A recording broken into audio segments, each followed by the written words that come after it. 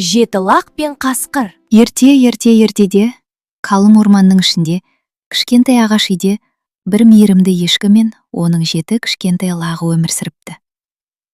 Лақтар өте көңілді, тату болыпты. Олар күні бойы ойнап, күліп, анасының жанында бақытты өмір сүріпті. Бір күні ешкі лақтарына қарап: «Лақтарым, мен орманға азық алып келемін. Есікті ешкімге ашпаңдар» дейді. Лақтар хормен: «Жарайды анашым» деп жауап береді. Ешкі орманға қарай кетеді, ал 7 лақ үйдің ішінде ойнап қалады. Сол кезде үйдің жанындағы ағаштың түбінде бір қу қасқыр жасырынып тұр екен. Ол бәрін естіп, лақтарды алдамақ болады. Қасқыр есіктің алдына келіп қатты қағады. «Лақтарым, шынақтарым, ашыңдар» дейді жуан дауыспен. Лақтар бірден сезіп қояды. «Жоқ, біздің анамыздың дауысы нәзік, жіңішке. Сен қасқырсың» дейді. Қасқыр ашуланып орманға кетеді. Қасқыр тауықханаға барып 2 жұмыртқаны жеп алады. Даусын жіңішкертіп қайта келеді.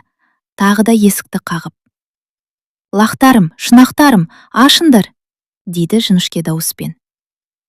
Лақтар есіктің астына қарап: «Сенің аяғың ақ емес, сен қасқырсың» дейді. Қасқыр тағы ашуланып кетеді. Бұл жолы ол орманнан ақ ұн тауып, аяқтарын аппақ қылып малып алады. Қасқыр қайта келіп: «Лақтарым, шынақтарым, ашыңдар» дейді.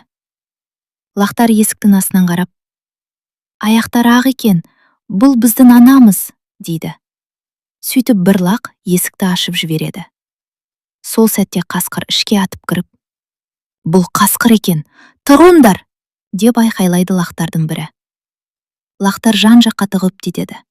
Бірақ қасқыр 6 лақты ұстап алып, үлкен қапқа салып алады. Ал ең кішкентай лақ үлкен сағағаттың артына тығылып қалыпты. Қасқыр қапты арқасына салып, орманға қарай кетеді. Кешке қарай ешкі үйіне келеді.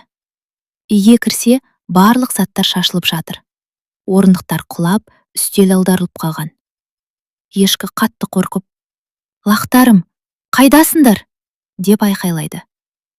Сол кезде сағаттың артынан кішкентай лақ шығып келеді. Ол болған жағдайдың бәрін айтып береді. Ешкі бірден орманға қарай жүгіреді. Біраз жүргенде оттың жанында ұйықтап жатқан қасқырды көреді. Ал жанындағы ағашқа 6 лақ байлаулы тұр екен. Ешкі тез барып лақтарды шешіп алады. Сосын оттан жанып тұрған ағашты алып, қасқырды қуып жібереді. Қасқыр қорқып, орманның ішіне қаша жөнеледі. Ешкі барлық лақтарын құшақтап, үйіне алып қайтады.